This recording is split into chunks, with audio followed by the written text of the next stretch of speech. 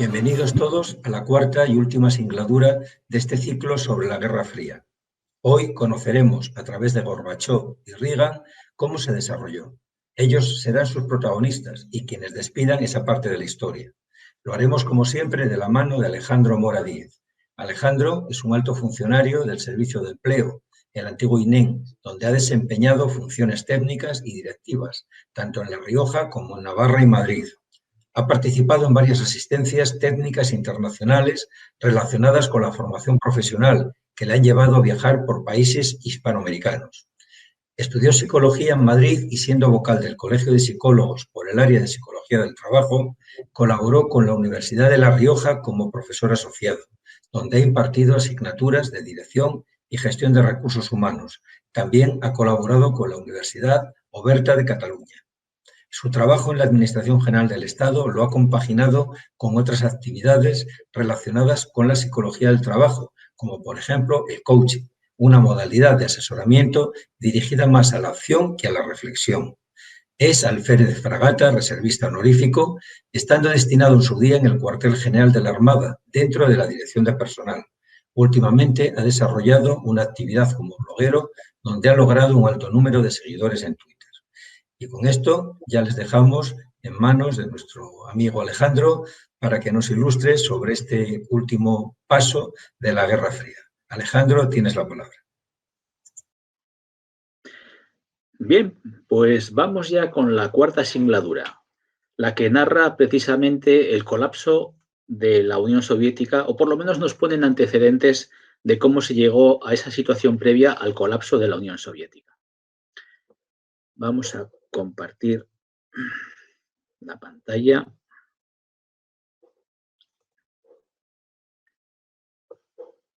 Y empezamos la presentación. En esta ocasión les quiero invitar a una de las joyas de la Armada, el buque escuela Juan Sebastián Elcano. Es una de las joyas porque es un buque de época, no es un buque de guerra, es un buque que se utiliza para la formación de los guardiamarinas. Tienen que completar un periodo, una travesía que empieza justo cuando han terminado los estudios en la Escuela Naval de Marina. Así que pónganse cómodos, guarden todas sus pertenencias en el camarote que les sea asignado y prepárense a contemplar lo que fue la historia del Imperio Español a través de la visita de varios países que seguramente nos recibirán de buen grado porque dejamos en su memoria un buen sabor de boca, a pesar de algunas maledicencias que se dicen de este apartado de la historia. Bueno, empezamos la visita. A bordo del puente de mando del Juan Sebastián Elcano, analizaremos estas cuestiones que aparecen aquí señaladas. La situación previa en la que se encontraban las dos superpotencias. Luego iremos viendo los perfiles de los dos comandantes en jefe, como ya viene siendo tradicional. Primero empezaremos por el norteamericano, Ronald Reagan, y después por el del secretario general del Partido Comunista y presidente de la URSS, Mikhail Gorbachov. Analizaremos después el contexto político en el que tuvieron que lidiar sus decisiones estos dos personajes. También abriremos un capítulo del management, porque yo creo que ya a estas alturas el management juega un papel claramente definitorio. También hablaremos del control de armas y nos preguntaremos al final si fue Reagan el que ganó la Guerra Fría, como se plantean también muchos historiadores. Bueno, empezamos con la cuestión inicial, la situación previa. Trataremos estos asuntos que expongo aquí gráficamente. Vale, y empezamos. Después de este episodio de la Guerra Fría, se produjeron los últimos sucesos que finiquitaron el Imperio Soviético, la caída del muro de Berlín y el golpe de Estado en la URSS. Hay mucha controversia sobre si realmente este fue el fin de la Guerra Fría, pero bueno, desde mi punto de vista podemos acotar la Guerra Fría en estos dos sucesos. Ronald Reagan provenía del mundo sindical, concretamente del sindicato de actores. Como presidente de la nación, se caracterizó por la dureza de sus planteamientos antisoviéticos. Esto ya empieza a ser una constante en todos los presidentes norteamericanos de este periodo. Los consideraba, en un primer momento, los enemigos del sistema americano. Para hacer frente a ellos, se rodeó de un grupo de asesores y consejeros que buscaban el mayor grado de acoso a la influencia soviética en todo el mundo. Se acuñó el término Full Court Press, traducible como presión en toda la cancha. Es un término que viene del mundo del baloncesto. Habrán oído muchas veces decir, bueno, se hace una presión muy arriba. Bien, pues esta presión es la que se acuñó con la actitud que tenían Reagan y sus consejeros. Con esta actitud se pretendía hacerles perder el terreno que habían ganado con la débil presidencia de Carter. Calificó débil la presidencia de Carter, aunque habría también mucho que discutir a este respecto, pero bueno, este fue su planteamiento. Con este planteamiento le ganó las elecciones a Carter, el presidente Carter, y empezó su andadura presidencial. Su primer mandato, del 20 de enero del 81 al 20 de enero del 85, puso de manifiesto una dependencia excesiva de sus consejeros en cuestiones técnicas e ideológicas.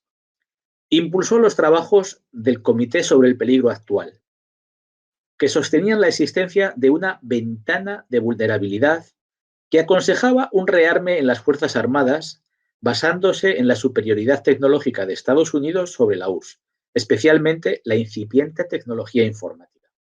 En esos momentos ya la tecnología informática era claramente un punto débil de la Unión Soviética, un punto fuerte, por lo tanto, de la URSS. Y esta era una cosa que había que aprovechar. Reagan criticó a la ONU por no saber diferenciar entre países autoritarios y totalitarios. Esta crítica dejó sus secuelas en la falta de apoyo económico a los planes de la UNESCO. Tampoco se sintió interesado por la distensión. Más bien, le parecía una mala idea que debilitaba las opciones legítimas de hacer prevalecer los principios americanos, motivo por el que fue catalogado como un cowboy en muchos discursos de la izquierda europea y soviética. Por su parte, Mikhail Gorbachov había sido elegido secretario del Partido Comunista el 11 de marzo de 1985, poniendo fin a una larga trayectoria de la escuela stalinista, al poco de iniciar Reagan su segundo mandato. Prácticamente se pasó los 2 primeros años siguiendo la ortodoxia planteada por Yuri Andropov. Se le designó por su juventud y por sus conocimientos en economía. Para entonces era patente el deterioro de los cimientos del poder soviético, especialmente la cuestión económica. Una de sus primeras medidas fue, paradójicamente, ruinosa para las arcas públicas. Se trataba de una campaña contra el alcoholismo que se impulsó a todos los niveles. El déficit, que ya era gigantesco, lastró casi todas sus políticas. Se podría decir que ante la dialéctica de cañones o mantequilla, los dirigentes anteriores a Gorbachov habían elegido la primera opción, es decir, los cañones. De hecho, el presupuesto de defensa de la Unión Soviética siguió siendo altísimo, proporcionalmente al del resto de sus rivales, a pesar de que las cifras oficiales no eran del todo fiables. Con estos mimbres y la ayuda de Shevardnadze, se propuso cambiar la imagen de la URSS para impulsar otra más abierta y optimista. Con sus medidas se ganó la confianza de los apparatchiks ilustrados, los hijos del 20 Congreso del PQS. Acuérdense que el 20 Congreso fue el del discurso secreto de Khrushchev. Se otorgaron privilegios de reunión con extranjeros, como se refleja en la película La Casa Rusia. Para cuando Gorbachov se había afianzado en el poder, Reagan ya había cambiado su actitud inicial. Una vez que se había logrado aumentar el arsenal de misiles y cada vez más consciente del poder destructivo de las armas nucleares, había relevado en junio de 1982 a uno de los halcones más significativos, Alexander Haig, y nombrado a George Shultz, la foto, para negociar de igual a igual con los soviéticos, pese a la oposición de George Bush, Caspar Weinberger y William Casey, pero con el apoyo de Nancy Reagan. Pese a ello, los dirigentes rusos desconfiaban de la nueva actitud de Reagan, y la tachaban de electoralista. Reagan impulsó un nuevo marco de relaciones en noviembre de 1984 en la ONU. Se realizaron 2 rondas de negociaciones, pero con pocos progresos por el escollo que supuso la Iniciativa de Defensa Estratégica. IDE, también conocida popularmente como la Guerra de las Galaxias. Veamos un poco los rasgos psicológicos de Ronald Reagan. Tocaremos estos puntos y empezamos. Reagan era un gran comunicador, actitud muy valorada en los líderes políticos de Estados Unidos. Muchas de sus promesas electorales se conformaron como reacción a la política supuestamente débil del presidente Carter. Su evolución ideológica pasó de denominar a la URSS como el imperio del mal a considerar amigos a los soviéticos, en especial a Gorbachov. Pudo tener que ver con un proceso de asimilación de información más que con un cambio de personalidad. A fin de cuentas, él se había desempeñado como actor y debía pensar cuál de sus papeles era el más adecuado a estas circunstancias cambiantes. Ideológicamente no mostró nunca interés sobre el comunismo.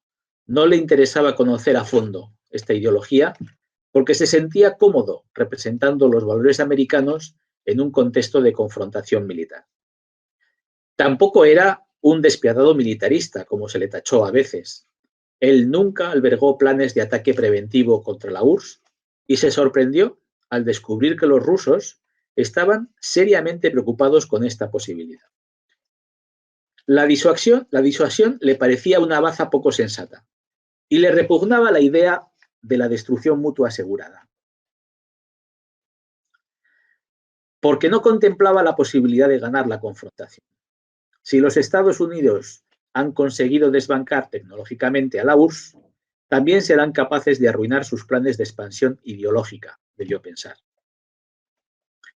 En cuanto a la iniciativa de defensa estratégica, le pareció más sensato que la doctrina de destrucción mutua asegurada, porque se apoyaba en la incontestable supremacía tecnológica y científica de los Estados Unidos.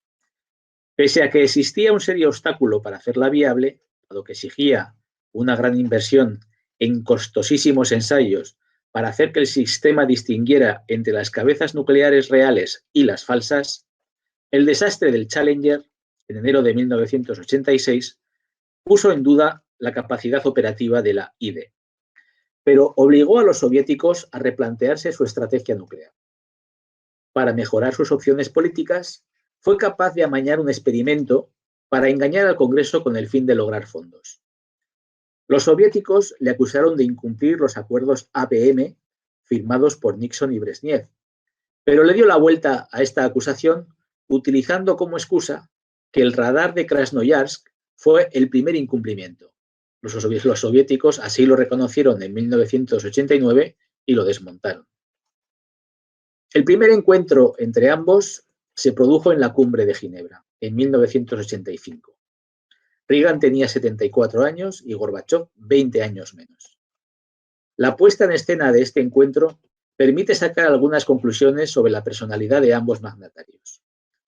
Reagan, alto, elegante, dominador de la situación, frente a un Gorbachov vestido casi como un provinciano, ataviado con abrigo y bufanda, como si llegara de una dacha en pleno invierno a visitar a su poderoso tío millonario para pedirle un préstamo. Permítaseme esta licencia literaria. Ambos se casaron con mujeres inteligentes y sofisticadas, que proyectaban una imagen de mujer independiente y comprometida con los cambios que se deseaban impulsar. Raisa y Nancy congeniaron muy pronto y aportaron un tono cálido y casi familiar a las relaciones entre los dos presidentes. Veamos ahora los rasgos psicológicos de Mikhail Gorbachov. Estos serán las imágenes que iremos viendo. Cuando fue nombrado secretario general del Partido Comunista, estaba considerado como un hombre inteligente, perspicuo y fino, entre tanto carcamal estalinista. Gorbachov debió suponer un revulsivo con el que el régimen trató de hacer el ansiado relevo generacional. Realmente, después de la experiencia de Brezhnev, Andropov y Chernenko, pues contar con un hombre joven realmente tuvo que suponer un alivio para el gobierno soviético. Las cuestiones ideológicas jugaban un papel muy secundario. Pese a ser un leal comunista, prefería centrarse en las reformas administrativas que debían impulsar la debilitada economía soviética. Para ello, se centró en la política exterior y nombró a Shevardnadze como su mano derecha. Logró un impacto muy significativo, incluso en países muy enfrentados con los intereses soviéticos, como es el caso del Reino Unido, llegando a conseguir que su primera ministra, Margaret Thatcher, hablase bien de él al presidente Reagan. Realmente la química que hubo entre estos tres personajes fue muy productiva. Su optimismo era otro de sus rasgos destacados. Un optimismo que con frecuencia crispaba a los dirigentes más recalcitrantes, pero que no llegaron a conformar un contralíder hasta que le llegó el momento a Boris Yeltsin. Su oposición a las soluciones militares tuvieron que ver con el hecho de que consumían buena parte de los recursos económicos dentro de un país con grandes lagunas de producción en artículos de consumo y que no lograba dar la réplica a la tecnología informática que en el lado capitalista estaba revolucionando los procesos administrativos. Supo aprovechar algunas circunstancias para convertir al complejo militar industrial soviético en el chivo expiatorio de los males económicos. Un ejemplo de esto fue el incidente de la avioneta alemana que aterrizó en la Plaza Roja, incidente de 1987, en el que Matías Rust puso en evidencia el sistema de defensa aéreo soviético. Imagínense cómo quedarían los paseantes cuando vieron aterrizar una avioneta con una bandera alemana en medio de la Plaza Roja y para sorpresa de toda la policía, el ejército y todos los organismos de seguridad. Mientras los apoyos logrados en política exterior, granjeándose la simpatía de Mitterrand, del propio Felipe González y de Trudeau, el presidente de Canadá, le reportaban un soporte financiero que aliviaba la situación económica.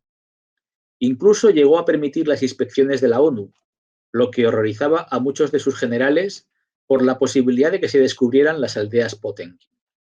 Las aldeas Potemkin simplemente son aldeas ficticias que se crearon cuando gobernaba Rusia Catalina la Grande y el mariscal Potemkin le llevó a ver unas aldeas que habían sido prefabricadas para que la zarina viera que todo el mundo vivía feliz, lo cual distaba mucho de ser real. Cuando tuvo conciencia del peligro nuclear, reaccionó impulsando la transparencia del Estado, acuñando el término glasnost, que junto al de perestroika, reestructuración, transparencia y reestructuración, son las traducciones de estos dos términos, se han convertido en parte de su legado histórico.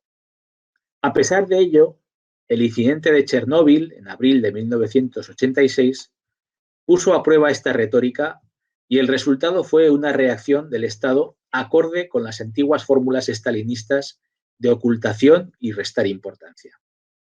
Esta falta de compromiso parece propia de un político occidental, pero fue lo que a la postre posibilitó las renuncias que tuvo que hacer el Kremlin para llevar a cabo unas conversaciones de paz que estuvieron a punto de destruir las armas nucleares, porque este hombre era más un constructor de consenso que un guerrero. Y veamos ahora el contexto político en el que se desarrolló este episodio. Sin ánimo de ser exhaustivos, merece la pena hacer un repaso de los acontecimientos en los que estuvieron enfrentadas estas dos figuras. La invasión de Afganistán ya se había convertido en el Vietnam soviético cuando Gorbachov llegó al poder. Su deseo de retirada se debió a problemas financieros, más que a la voluntad del inquilino del Kremlin. La cuestión de Centroamérica fue más peliaguda porque Reagan adoptó una posición más intransigente. La situación de Nicaragua la convirtió Reagan en un asunto ideológico. Un asunto que a punto estuvo de costarle el impeachment por las contradicciones en que incurrieron sus colaboradores más cercanos cuando se descubrió el asunto Irán-Contra. Algunos recordarán las declaraciones ante el Congreso norteamericano del general Oliver North. Bueno, este asunto de desvío de dinero para comprar armas fue realmente peliagudo y a punto estuvo de costarle la presidencia al presidente Reagan. En Oriente Próximo, la situación parecía dar un vuelco favorable a la paz cuando Yasir Arafat, en 1988, admitió el derecho de Israel a la propia existencia como Estado. Hasta ese momento los árabes no admitían la existencia del Estado de Israel. Mientras, en el Golfo Pérsico, Reagan había borrado a Irak de su lista de países terroristas. Confiaba en que esto podía ser una buena baza contra la URSS, y se produjo entonces el incidente del destructor Stark, mayo de 1987, que provocó una serie de ataques contra aviones civiles en la zona. En Europa, Gorbachov se planteaba la conveniencia de desplegar los nuevos misiles SS-20. Reagan seguía apoyando al sindicato Solidaridad en Polonia y se mantenía un boicot tecnológico a la Unión Soviética que molestó a los aliados europeos porque entorpecía el proyecto de construcción de un gaseoducto, de interés sobre todo para los alemanes. En octubre de 1986 se produjo la cumbre de los dos presidentes en Islandia, en la cual se resolvieron más cuestiones relacionadas con el desarme que las de todos sus predecesores juntos, aunque Gorbachov hizo casi todas las concesiones.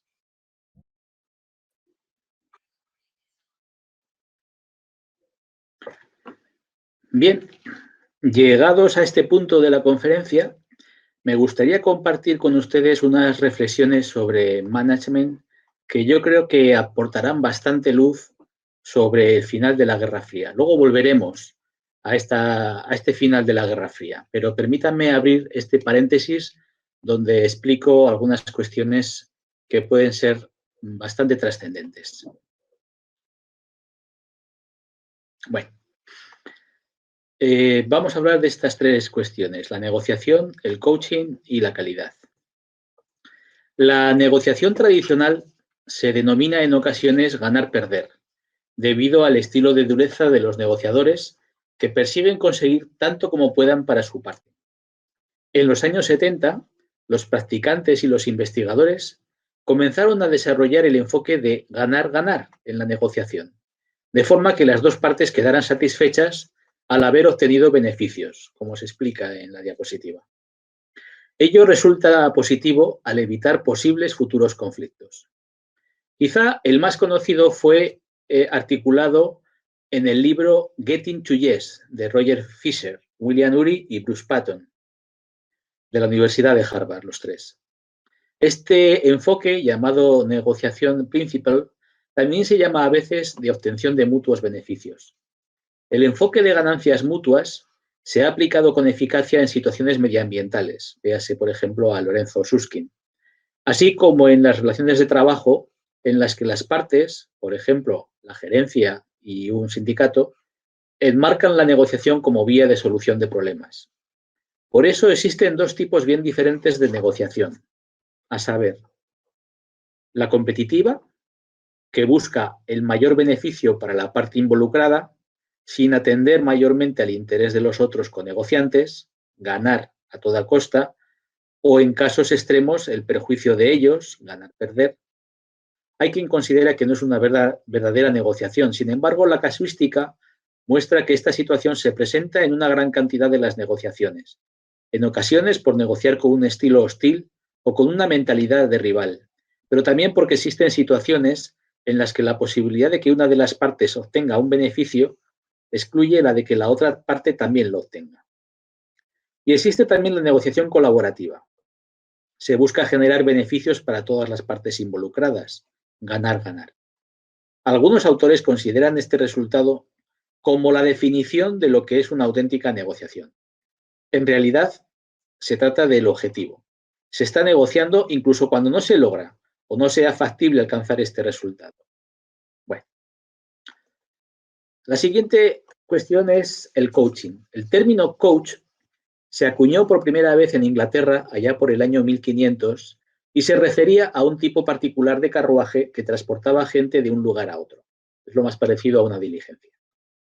Ni qué decir tiene que hoy en día la idea de los coaches llevando a cuestas individuos es diametralmente opuesta a la filosofía subyacente del coaching, que se basa en una relación activa y de colaboración.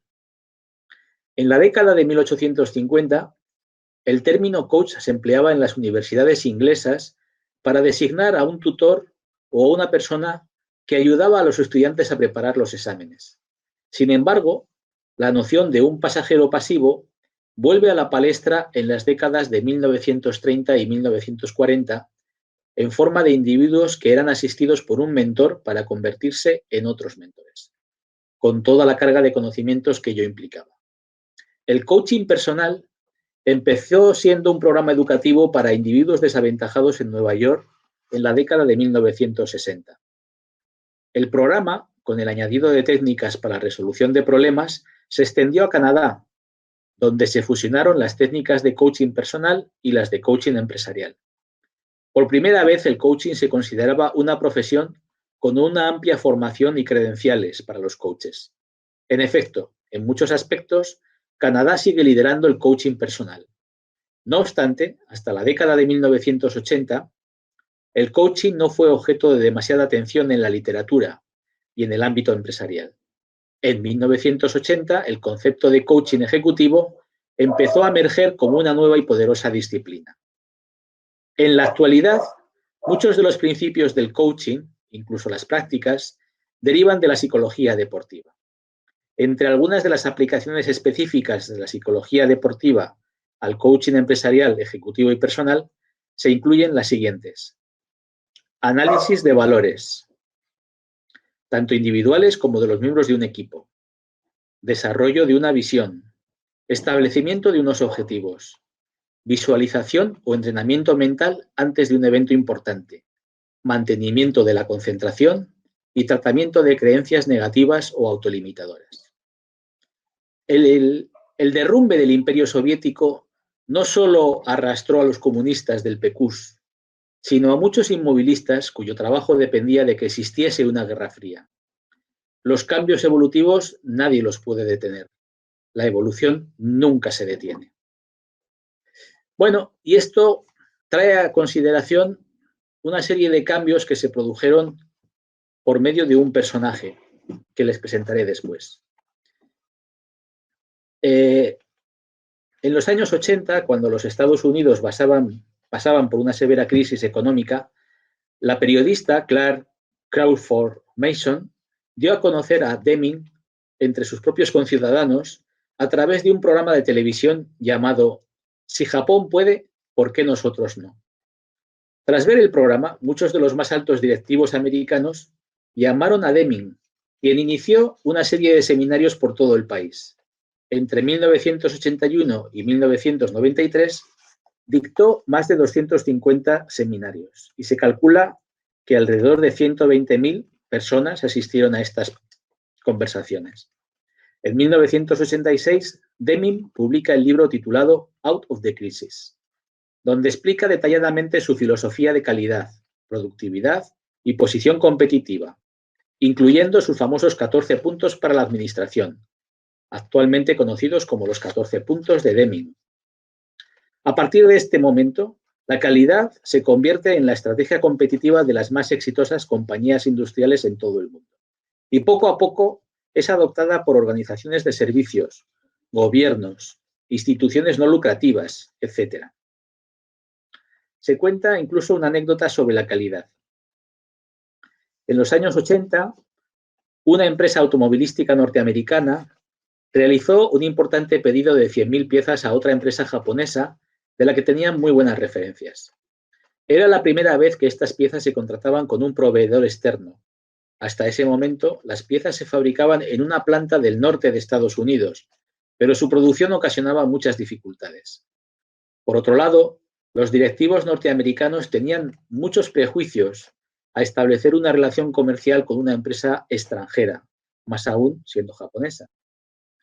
La redacción del pedido se formuló por escrito y en su afán por apretar bien las tuercas, propusieron que el pedido de 150.000 piezas se suministrase con tan solo un 0,10% de margen de errores, lo que suponía un índice de calidad del 99,9%. Por aquel entonces, las fábricas propias de esta multinacional norteamericana alcanzaban tan solo un nivel de calidad del 89%. Algunos directivos confiaban en que esta cláusula sirviera para bajar los humos a estos japos que se creen tan buenos, lo cual era toda una provocación. Al cabo del periodo acordado, la multinacional recibió en su nave almacén del puerto de San Francisco un container que contenía las piezas del pedido. Enviaron al ejecutivo de mayor rango en materia de control de calidad con su equipo de especialistas para que viera el visto bueno a la recepción del pedido. Cuando este ejecutivo abrió las puertas del container, se encontró con una nota redactada por el director comercial de la empresa japonesa que decía lo siguiente: para esta humilde empresa es un grandísimo honor haber podido realizar el pedido de referencia número XKJ55569. Sin embargo, no estamos completamente seguros de haber entendido los términos del contrato comercial. Concretamente, en el párrafo quinto, se especifica que el nivel de calidad exigido para la conformidad de este pedido era del 99,90%. Esto supone que del total de 100.000 piezas que nosotros les fabricásemos, únicamente 100 podían ser defectuosas. Comprobarán que les hemos enviado 99.900 piezas correctamente fabricadas, pero como ustedes insistieron en el 99,9 de índice de calidad, les hemos puesto en una caja de color amarillo 100 piezas defectuosas para que no se mezclen con las otras. Nuestra política de 0 defectos nos exige diferenciarlas. Ustedes sabrán para qué las necesitan. Cordialmente, y de esta manera sorprendieron a propios y extraños dentro de esta multinacional norteamericana. Es decir, los japoneses llevaban ya algunos años que, aplicando las doctrinas de Deming y estos 14 puntos, habían conseguido la fabricación con 0 defectos. Bueno, otro asunto que también quiero compartir con ustedes es lo que se llama el principio de Dilbert. En la tercera singladura ya vimos en qué consistía el principio de Peter, se lo recordaré. Afirma que las personas que realizan bien su trabajo son promocionadas a puestos de mayor responsabilidad, a tal punto que llegan a un puesto en el que no pueden formular ni siquiera los objetivos de un trabajo y alcanzan su máximo nivel de incompetencia. Esta fue la expresión del principio de Peter formulada por Lawrence J. Peter. En los años 80 aparece una variante de este principio que es representado por un personaje de viñeta cómica llamado Dilbert. El principio de Dilbert afirma que las compañías tienden a ascender sistemáticamente a sus empleados menos competentes a cargos directivos para limitar así la cantidad de daños que son capaces de provocar. El término fue acuñado por Scott Adams, un graduado MBA de la Universidad de Berkeley y creador de la tira cómica Dilbert. Adam explicó el principio en un artículo del Wall Street Journal de 1996. Amplió entonces su estudio del principio de Dilbert en un libro satírico con el mismo título, que es lectura obligatoria o recomendada en algunos cursos de gestión y másters en Business Administration. Se han vendido más de 1 millón de ejemplares del libro y permaneció 43 semanas en la lista de los más vendidos del New York Times. Una de las cosas de las que hablo el principio de Dilbert es las 7 enfermedades mortales de la gerencia. Por ejemplo, confiar solamente en la tecnología para resolver problemas, sin contar con el factor humano, y culpar a los trabajadores que solamente son responsables del 15% de los errores, mientras que el sistema generado por los gerentes es responsable del 85% de las consecuencias indeseadas. Bueno, y ahora sí, volvemos al control de armas, un asunto fundamental para entender el final de la Guerra Fría. Desde marzo de 1983, Reagan había sacudido los cimientos de la contención aprobando el proyecto de Iniciativa de Defensa Estratégica como parte de su estrategia para doblegar a los soviéticos. Gorbachov se pasó mucho tiempo discutiendo sobre contramedidas a esta guerra de las galaxias y solo consiguió acordar con Reagan la desmilitarización del espacio. Este proyecto fue el único obstáculo que impidió alcanzar un acuerdo de destrucción de todas las armas nucleares propuesto por Ronald Reagan. El Reagan del segundo periodo fue el que firmó el acuerdo INF en 1987. El tratado eliminó los misiles cuyo rango estuviera entre 500 y 5.500 kilómetros. Con ello se procedió a destruir 846 por parte de los Estados Unidos y 1.846 por parte de la Unión Soviética.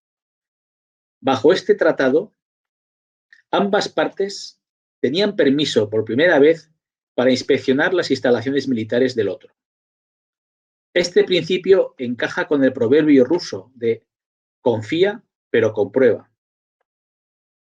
Aparte del rechazo de ambos dirigentes a una confrontación nuclear, en el caso de Reagan, pudo influir también la presión pública. En 1982 se produjo la mayor concentración de la historia para protestar contra las armas nucleares. El compromiso más claro con la reducción de armas lo tuvo el presidente Gorbachov, cuando pidió en la ONU eliminar la ideología de las relaciones internacionales, principio contrario al pensamiento estalinista, vigente hasta entonces en la URSS. Y también cuando anunció una relación unilateral de las Fuerzas Armadas con el Ejército Rojo.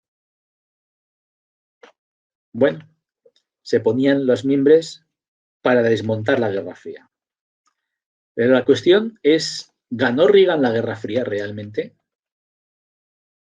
Vamos a verlo desde el punto de vista de estas tres imágenes.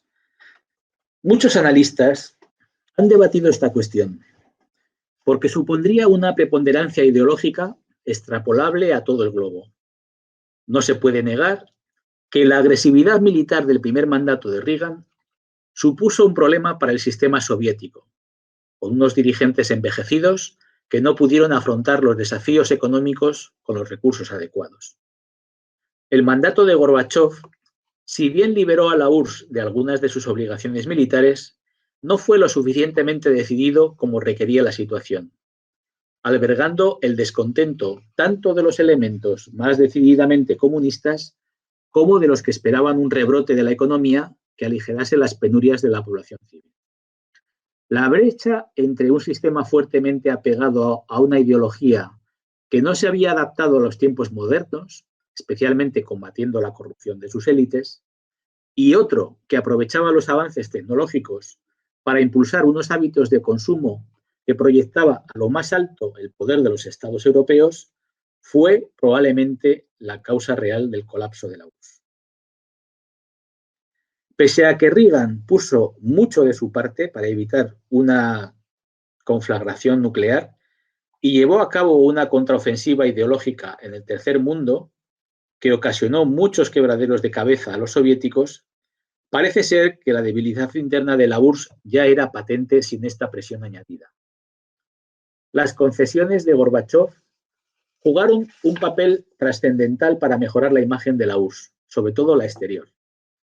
Pero no fue suficiente. La administración estaba demasiado rígida y era muy corrupta, incapaz de tomar conciencia de las necesidades ciudadanas. Por otro lado, si admitimos la hipótesis de que Reagan ganó la Guerra Fría, resulta evidente que este logro se consiguió a costa de pagar un precio muy alto, como fue desatender los problemas nacionales de los Estados Unidos que heredaron los presidentes que sucedieron a Reagan. En definitiva, mi opinión es que el sistema estaba ya a punto de colapsar antes de que llegase Gorbachov, y que Gorbachov fuese solamente el elemento modernizador que al tratar de compartir con sus colegas, con sus compañeros de partido, una visión más moderna, el resultado fue el colapso. Y con esto terminamos las 4 singladuras. Quedo a su disposición para las preguntas que les parezca oportuno formular. Así que, Arturo, te paso la palabra. Pues con esto, Alejandro, creo que podemos dar por terminado este ciclo y bueno, reconocer que ha sido pues muy interesante, muy denso en materia, muy profundo y desde luego pues se quedan muchas cosas en el tintero. Pero bueno, como tú me dijiste ya anteriormente, esto no es un adiós, sino un hasta pronto, porque bueno, pues tenemos ahí otras dos facetas, otras dos partes de la historia de la Guerra Fría, que podrían ser, como me dijiste en su momento, la música y el cine, y que seguramente nos harán encontrarnos nuevamente en el camino. Mientras llega ese momento, yo te voy a hacer unas cuantas preguntas relacionadas con esta cuarta singladura. Vamos a ver, la Guerra Fría parece, así en principio, visto no en mucha profundidad, parece una historia de hombres, pero pienso yo, ¿qué papel juegan las mujeres en este conflicto lleno de amenazas y subterfugios? Bueno, Arturo, pues es un papel muy importante, muy trascendente. Ya he hablado del papel de las primeras damas, Raisa Gorbachova y Nancy Reagan, en la cuarta singladura, apoyando los cambios que impulsaban sus maridos. Ambas tenían una formación política bastante sólida. Nancy, por ejemplo, jugó un papel importante en las decisiones sobre la elección de personal, así como en ciertas cuestiones diplomáticas. Ella estuvo al frente de la campaña Just Say No, que fue una campaña contra el acoso. Raisa, por su parte, fue profesora de filosofía, se doctoró en el Instituto Pedagógico de Moscú y en Moscú también fue profesora de la Universidad Estatal. Entonces, ella lideró campañas de prevención y de concienciación contra el cáncer infantil. Que las dos jugaron un papel bien significativo y, desde luego, sus maridos respectivos lo podrían corroborar. Pero ellas, haciendo un papel secundario, no nos deben evitar ver que hay otras mujeres que ocuparon un papel perfectamente principal. Es el caso, por ejemplo, de Indira Gandhi, la primera ministra india que accedió a ese cargo en 1966, siendo una de las precursoras en este rango, ¿no? Su papel en el movimiento de países no alineados fue bastante destacado y, bueno, pues su historia trasciende más allá de la Guerra Fría, ¿no? Otro personaje no menos importante es el de Golda Meir.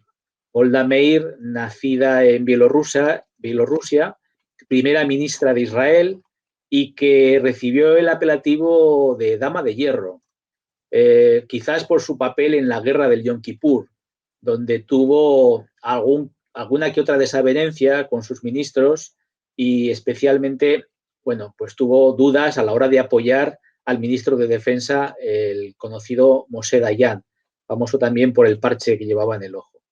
Este apelativo de Dama de Hierro puede sorprendernos a los de nuestra generación, pero a quien mejor le encaja este apelativo es a la tercera de las primeras ministras, que es Margaret Thatcher, ¿no? Que fue conocida popularmente y en los periódicos por este apelativo.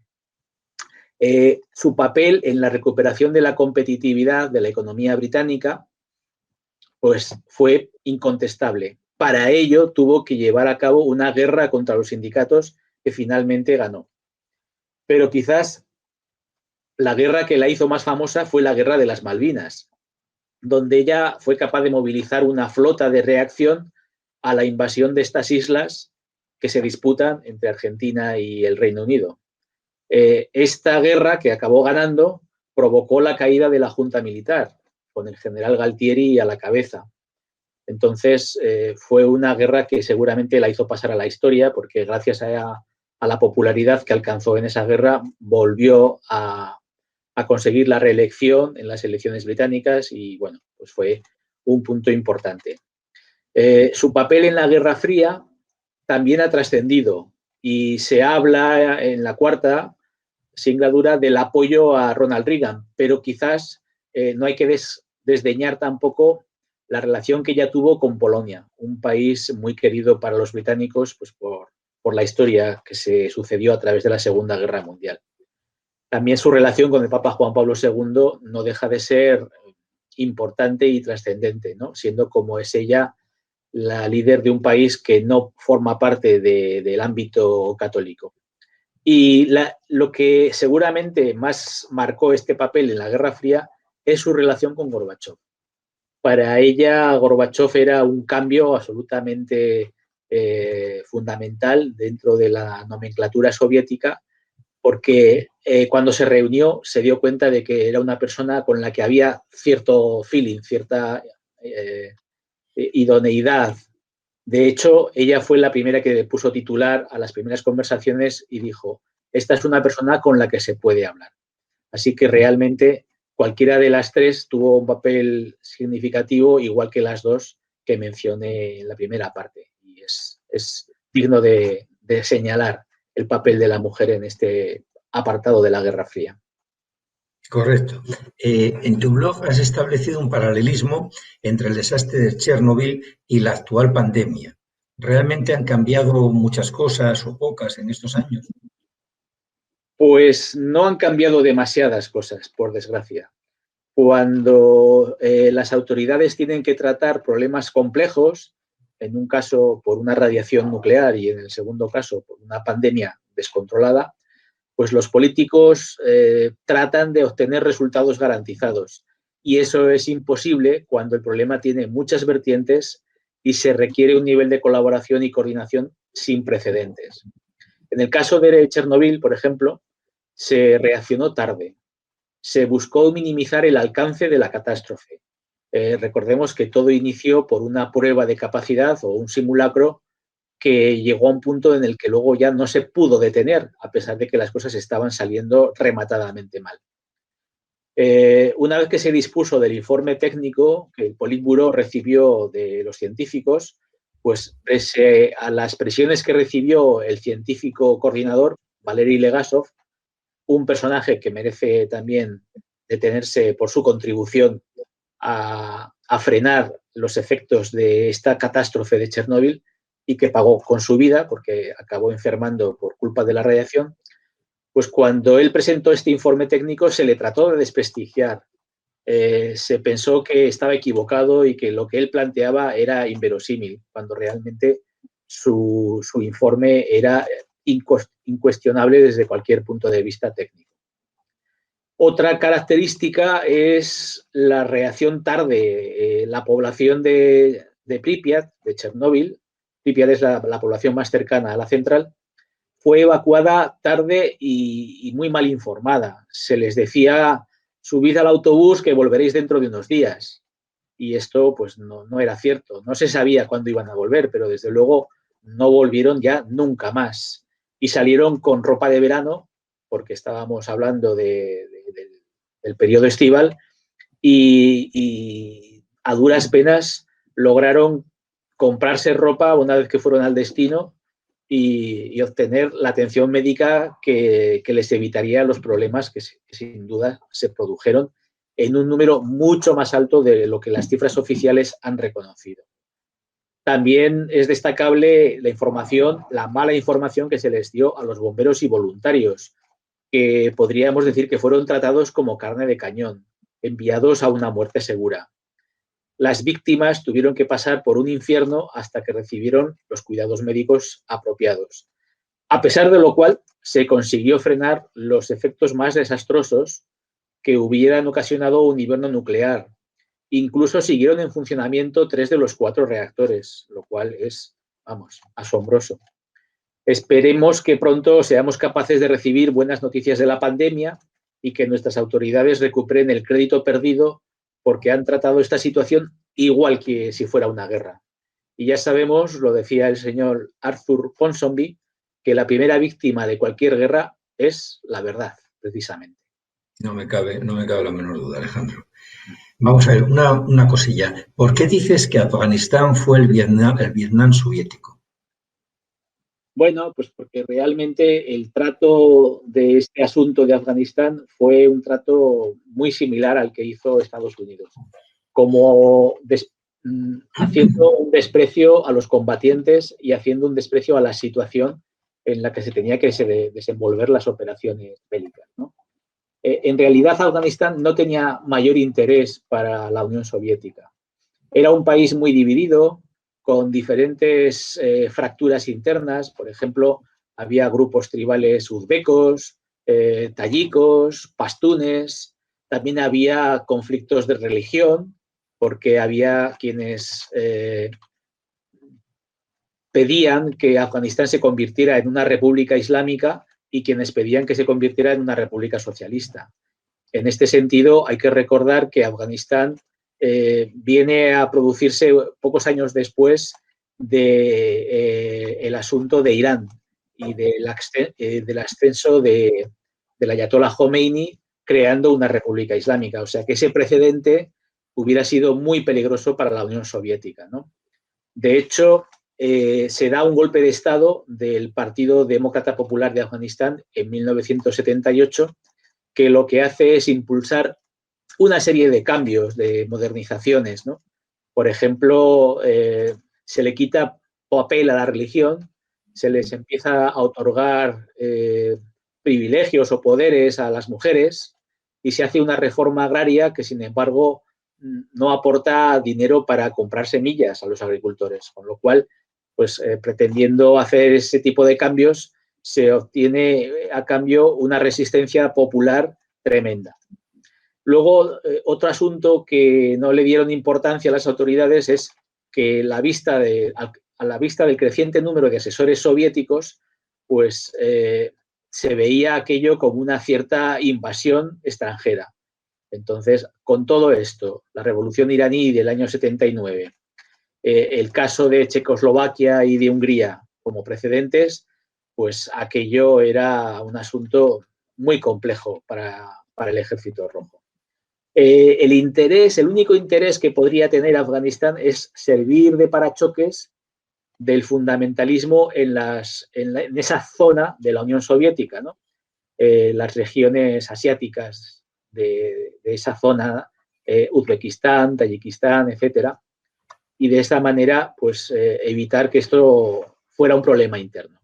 Pero claro, Estados Unidos y China armaron de muy buena gana a los combatientes muyahidines, ¿no? Concretamente, les proveyeron, en el caso de Estados Unidos, de estos misiles lanzadera que fueron demoledores para las actividades de los helicópteros, que cazaron a muchos helicópteros y ocasionaron un montón de pérdidas de material y de vidas humanas. Esto se narra, por ejemplo, en una película que es muy recomendable, que es La guerra de Charlie Wilson, que es la historia de este senador que casi por su cuenta consiguió proporcionar estas armas a los muyahidines y luego finalmente acabó implicando al gobierno americano, ¿no?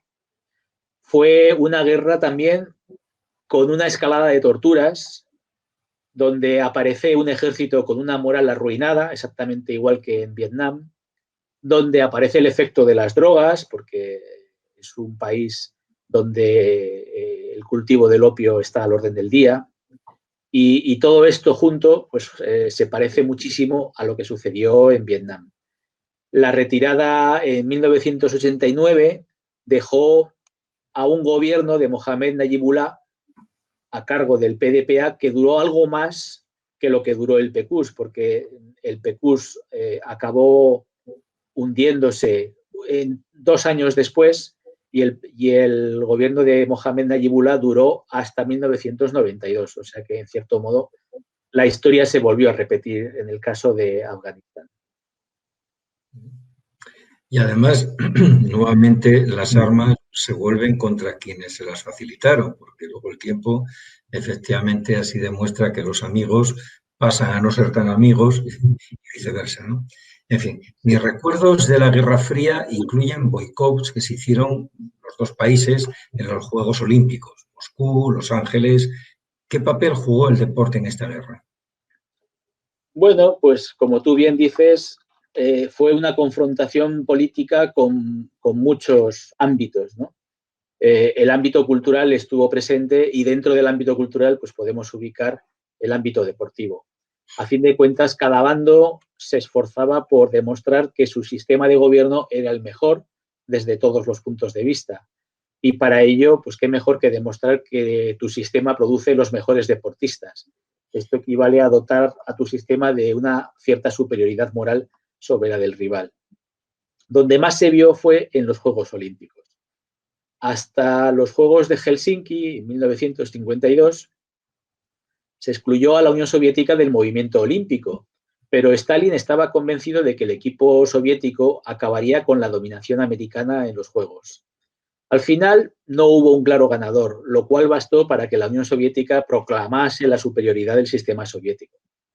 A partir de entonces, las Olimpiadas se convirtieron en una lucha vital por ganar más medallas y conseguir más récords mundiales. Siempre estaba el marcador ahí de quién está ganando, quién va ganando la competición, etc. El enfrentamiento en el Campeonato Mundial de Ajedrez entre Bobby Fischer y Boris Spassky recibió una gran cobertura informativa por el mero hecho de que Fischer era americano y Spassky era soviético. La victoria de Fischer llenó de júbilo a los americanos, a los que no les interesaba lo más mínimo el ajedrez. Se consideró una victoria dentro de la Guerra Fría. El cine se ocupó de contarlo con la excelente película El caso Fischer, de 2014, protagonizada por Tobey Maguire y Lev Schreiber. Otro ejemplo que a mí me gusta también mucho, aunque es menos conocido, es el de la selección soviética de hockey hielo, conocida popularmente como la Red Army o el Red Army, el Ejército Rojo, que dio pie a una película documental que se estrenó en el Festival de Cannes en 2014. A través de los ojos de su capitán, Slava Fetisov, se narra la creación de este equipo y cómo las autoridades les inculcaron un espíritu ganador. Tenían la capacidad de jugar mucho más en equipo que lo que hacían sus rivales. Con el golpe del milagro sobre hielo, es decir, la derrota ante Estados Unidos en los Juegos de Lake Placid en 1980, el equipo fue todavía más exprimido físicamente por su seleccionador, un tal Tikhonov. También cuenta cómo los jugadores soviéticos fueron abucheados cuando hicieron una gira por la National Hockey League, la NHL, aunque años más tarde la mayoría de estos jugadores inundaron la NHL porque se pasaron a este bando habida cuenta del trato que habían recibido de las autoridades soviéticas. Es un asunto muy interesante porque tiene un cariz humano pues, muy curioso y muy poco conocido. Yo recomiendo a los que estén interesados en el tema que busquen este documental de 2014.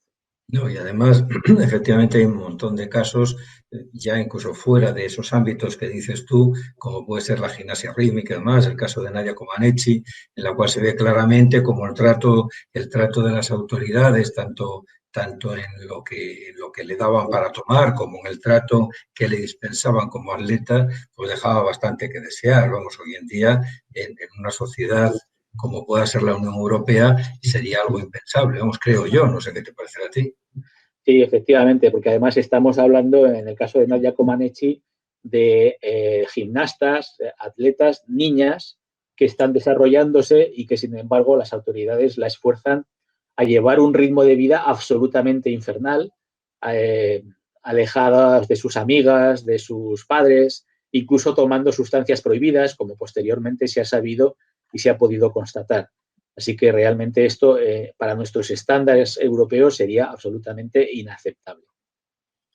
Pues con esto, y además con esto damos por terminado el ciclo sobre la Guerra Fría, pero digo que además muy curiosamente, porque lo terminamos con el deporte, y como te decía anteriormente, pues tenemos previsto una cierta continuidad con otros tipos de arte, como pueda ser el cine o la música, ¿no?